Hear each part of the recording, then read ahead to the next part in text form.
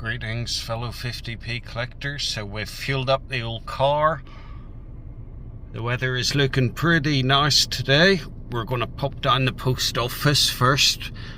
Post off Sally and Ian's prices from the competition we had the other day, and then we're going to hightail it over to the Royal Mint experience in Wales. It'll take about an hour to get over there. I've tried to do something a bit sneaky today, so I've booked 2 tickets on the Royal Mint website, even though there's only one of me, and I'm going to try and see if I can get 6 of the strike your own coins instead of the 3 that they generally allow people. So let's see how it goes. But I know a lot of you folks have never been to the Royal Mint experience. You don't know anything about it. Now, there's bits of it I can record and there's bits of it I can't record. So once we get over there, I'll start the recording again and I'll show you as much as possible. What a glorious day it is as well today.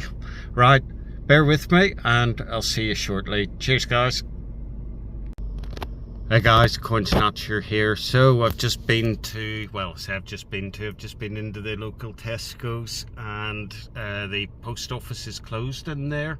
So I don't know if it's because it's the Easter weekend or not, but yeah, I can't post them unfortunately from that post office. So I'm pretty sure the post offices will be closed on Monday as well. So you'll have to bear with me and I'll get those posted to you on Tuesday. Right, onwards to the Royal Mint. I'll see you in a bit. Bye. Right, so we're here in the Royal Mint shop where they've got lots of lovely displays of different coins. These are the gold coins, which us ordinary mortals, I say gold coins, they're actually gold Britannia bars, which us normal people probably can't afford. Notice there doesn't seem to be any prices on them because they're so expensive. Those doors are where you come out of the Royal Mint experience, and then as you walk around you've got all the displays of the different coins. You've got the counter there, so they sell a lot of old shit as well here at the Royal Mint. So there's a lot of old tap, but like this sort of stuff, pencil cases and what have you. But we've been here. We picked up the coloured dinosaur coins that we needed. You got the regular plain ones there, and then we got the colour ones. So I think we just spent about 130 quid to get the colour ones that we needed to bring me up to date with that. Got some postcards there, and then you got various different sets here as well.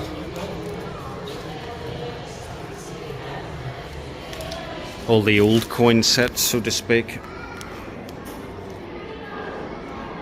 Again, more tap. They sell more tap than the Westminster collection. I can't say that too loudly because they're watching me. We've got the, these are a bit of a rip-off. These are the old coins. Starter coins, I think they call them, if you're going to start a collection.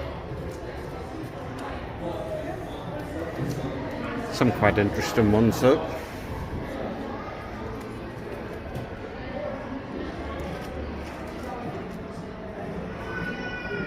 So they got a market outside today selling loads of tap as well.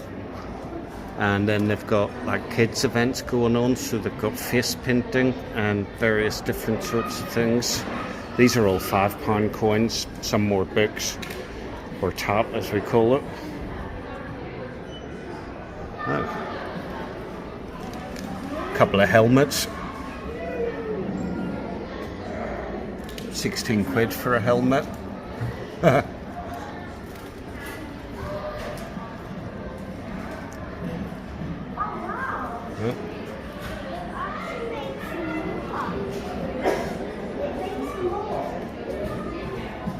2,995 pounds, just in case you brought your credit card with you and you want to go a bit mad. There's the dinghy divers 50p. That's the plain one. Can't see the colour one, they may be sold out of that. Windrush as well. There's the smallest coin they probably sell, a teeny weeny little George Michael coin. It's only £99.50. What a fucking rip-off. £99.50 for the world's smallest coin. It's literally a 40th of an ounce. If you sneezed, you might blow it away, you'd never see it again. And then there's...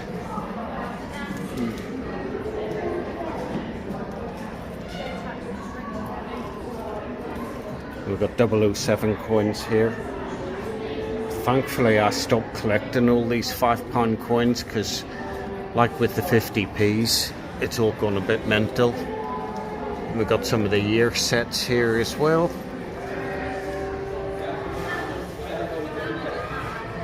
Happily Ever After. Sixpence. That's a nice coin. I like the sixpence. The definitives. A couple more books there. And we've got all the Harry Potter shit going on here. The Lion, the Witch and the Wardrobe. Lord of the Rings.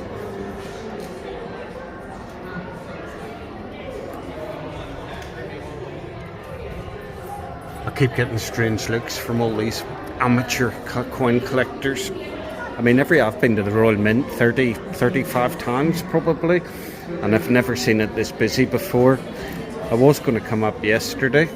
All Harry Potter tap they're doing here. Was going to come up yesterday, but phoned them at 3 o'clock and they closed at 4. So by the time I would have got here, it would have been too late. It's an incredible amount of shite they sell, really is. They should focus more on the coins rather than all this other tat. So there's the Millennium Falcon in colour, 21 quid. Non-colour one,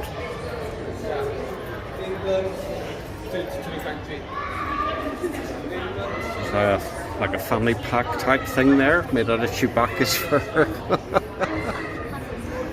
So yeah, all the Star Wars stuff, and then again all the ancillary tat to go with it. I've got to be careful not to curse because there's a lot of kids about. We've got the Nations coins. We've got the Northern Ireland coin, the England coin, more England, or Wales, sorry. Farthing Bear for just £12 if you spend over 30, which I did without a problem at all. I think this has cost me about 200 quid today so far, and lots more tat here as well. And this is pretty cool, look. So these big boxes are full up with pound coins. Literally millions of them. Be nice, wouldn't it, if you won the lottery, asked to be paid out in pound coins, you'd have to come to the Royal Mint to pick them all up. It's pretty cool, isn't it? So I mean, I've never seen it so busy before, but that's the shop part of it.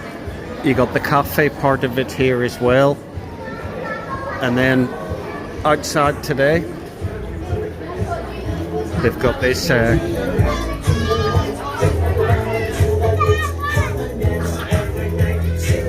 market going on today. Agadoo in the background. I mean, they've even got a stand here selling bits for your dog. Cakes and buns can't be bad. Pulled pork. This is what I did for 10 years before COVID. I worked on shows and events up and down the country and had my own stand, and I would literally be at one of these every single weekend. Not necessarily at the Royal Mint here, because this is pretty shit by all standards, but all over the show, all over the country, doing these sort of different shows and events. They got more in there. So when I left, it was nice and sunny. It's now starting to rain, so we're going to go back in. I think we might just grab a coffee and then wait until the tour's ready to go. I think I'm on the 1 o'clock or the 1:30 tour. So we'll leave it there for now, but you get an idea of the shop. That's a right carnival going on here today, isn't it? Yeah. It's like International Dog Day here at the Royal Mint, which is pretty cool. Then we're back in again. Right, we'll leave it there for now. We'll see you in a bit. Bye. Right guys, so mega busy today at the Royal Mint. I've had to wait until everybody has disappeared off to bring you around this bit, which is the exhibition bit. We've already been in and done the strike your own coins and done the factory tour, but unfortunately being the factory, you're not allowed to take any pictures or any video in the factory. Now we don't have too much time left here. There's the very first Alfred the Great penny that started it all off way back in 1279. They got loads of information up in the walls here, and the videos playing as you go round, and loads of interesting coins as well. Now we don't have too much in terms of battery life left in the phone because I forgot to bring the charger for the car, but we've got all the old coins and medals and various different bits and pieces that are on display. 1, 2,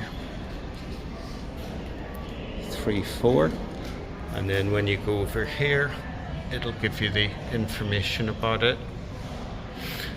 So the next time I come over to the Royal Mint, I will make sure that the phone is charged up fully and be able to go around and show you quite a bit more information. I don't know how long the battery's going to last today. I think it was about 40%, but when we do the videos it doesn't tend to last that long. So we got some nice coins in here. Couple of sovereigns there, the 1817 original sovereign, little book that was signed by Elizabeth and Margaret, and there's the information about these coins.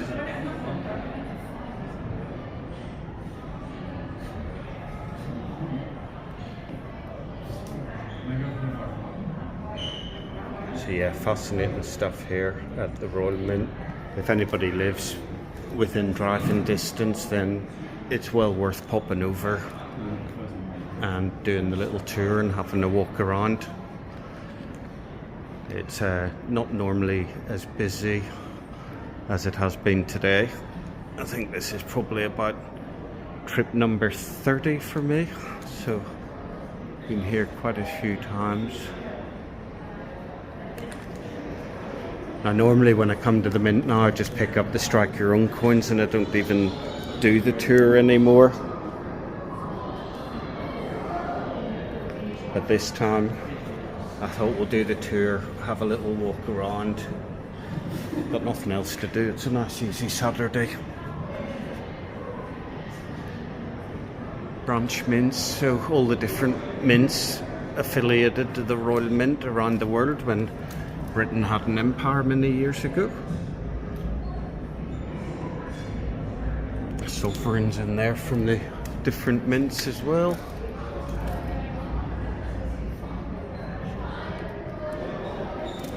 You'll probably find that I'm going quite quickly here, but that's just because I'm aware that there's not that much battery life left.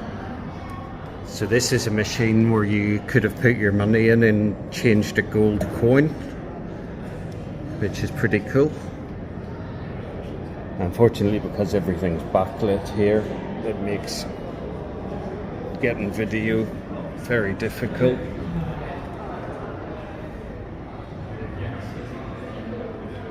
Yeah, I tell you, you could, if you were so minded, you could come. This is a section literally of all the world coins, so all the different countries that the Royal Mint supplies coinage to.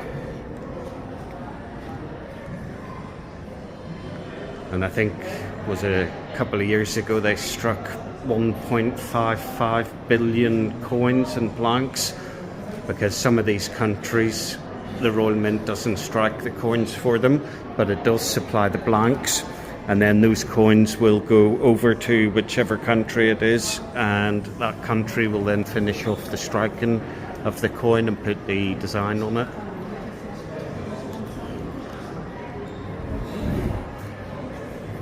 A woman's place, so we have to be careful what we say here, otherwise we'll have the feminists on us, won't we? But at one point there was very little women working in the mint, and now it's a lot more. I said it's a lot more.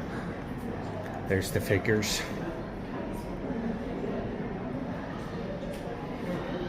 So still not as many women at the mint as men, but they're all equal opportunities, so you fancy a job, come to the Royal Mint. You may see me here, me doing a couple of tours here in the years to come as well. But yeah, it's pretty cool. We've got some of the big old plasters that they would do the original designs on. So you can see the size of those compared to my finger. Pretty cool. The master punch machine. I think you can turn this.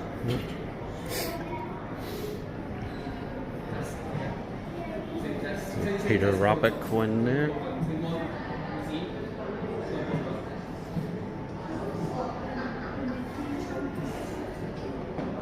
Some of the old machinery. So a lot of people will come and they'll get to strike your own coin, but they don't spend too much time in the museum. But it's quite fascinating when you actually stop and you have a walk around and you look at all these old dies and the master dies.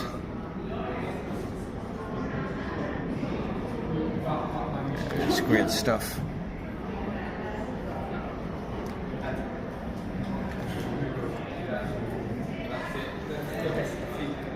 I think I could quite happily get myself a job just walking around here talking to people about coins all day.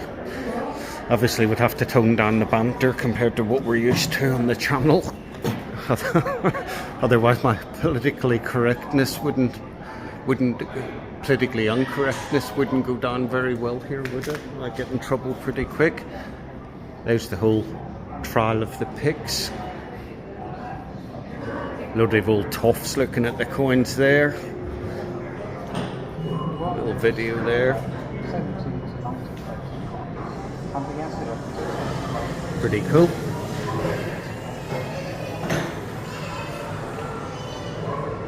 Another big box of those pound coins like we seen earlier.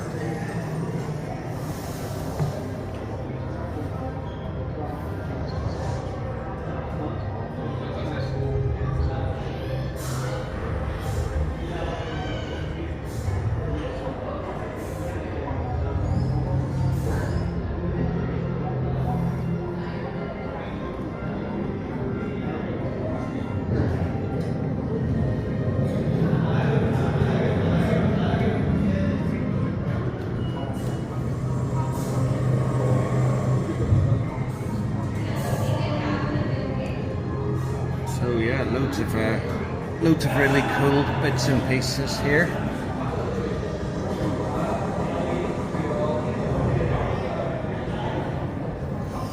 Old trial of the pigs.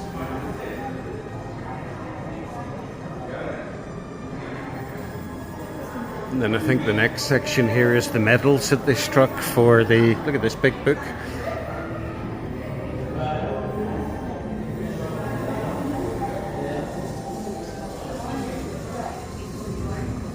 It's impressive looking, isn't it? I don't know how. Yeah, it's pretty thick as well. But what we have.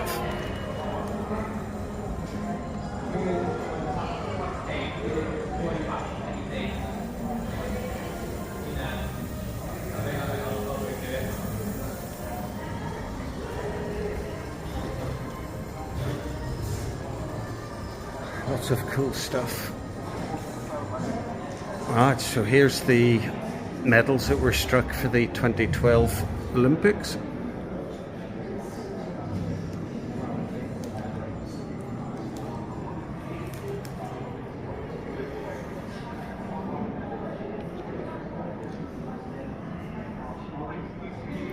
Nope, lights are too bright on that, I think.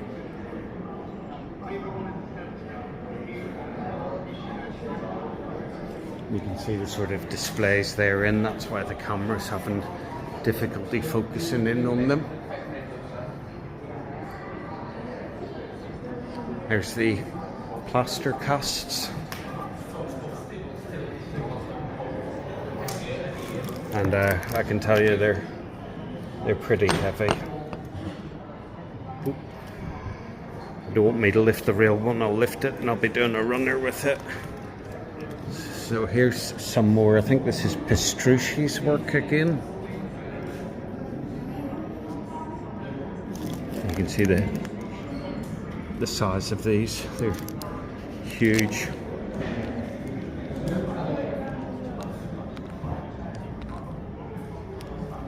So commemorative Waterloo medal dies. I'm sure I read somewhere they were never used. And then this section is all the military medals that they've made over the years. So there's a hell of a lot of medals.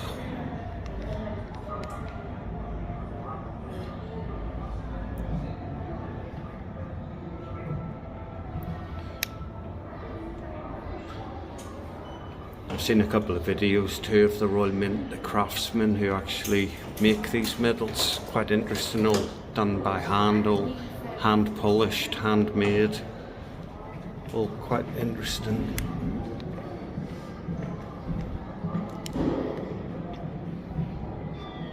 And then there's some more medals there as well, which look really cool.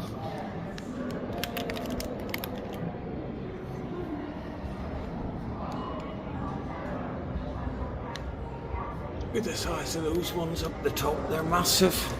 I mean, huge. And then down here,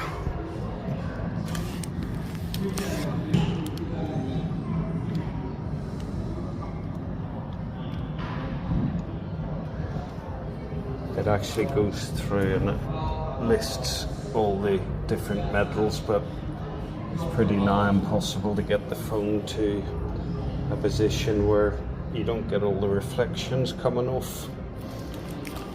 And then we've got more medals, more bits and pieces.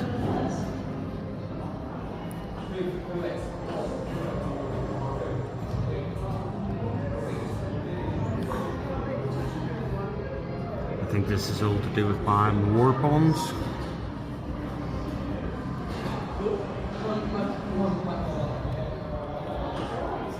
This little bit here. Stamps, maybe they would have been the embossing plates for the stamps. Copper cool as well.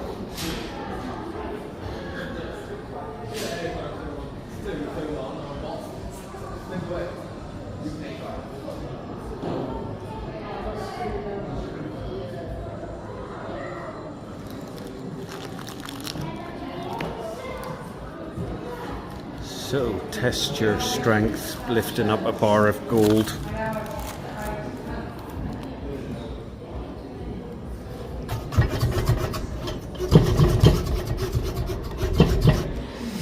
Don't know, I reckon given half an hour I might be able to get that out of there.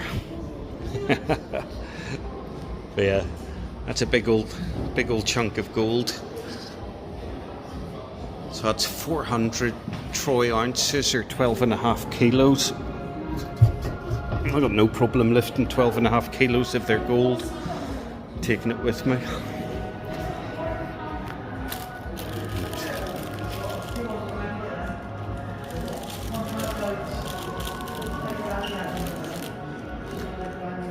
More of the plaster casts.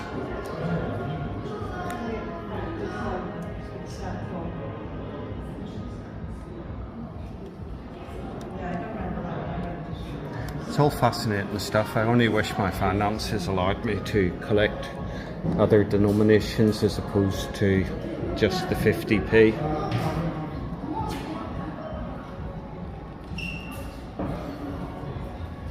fascinating stuff. Oh, there's our better price coins here, the ones that most of us can afford to buy, the 50p's and the £2 coins.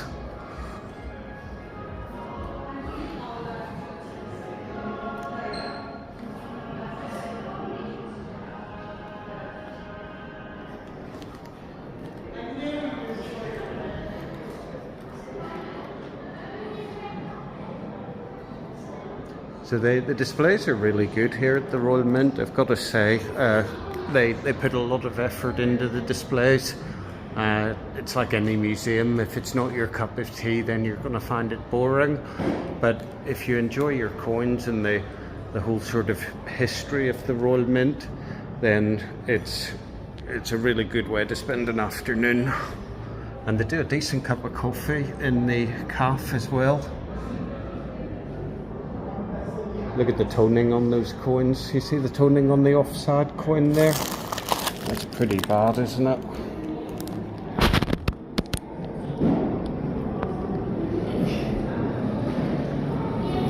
Don't know if that's a silver one or not.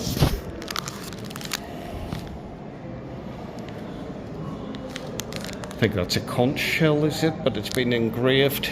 Quite amazing as well. A couple more of the older coins there. And the A to Z 10p coins.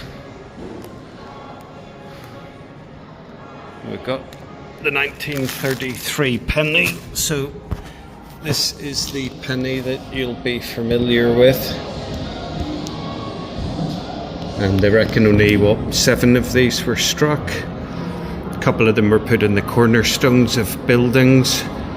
One I think is in the British Museum, and others here at the Royal Mint Museum. That's pretty cool. And then we have the sovereign pattern of Edward VIII.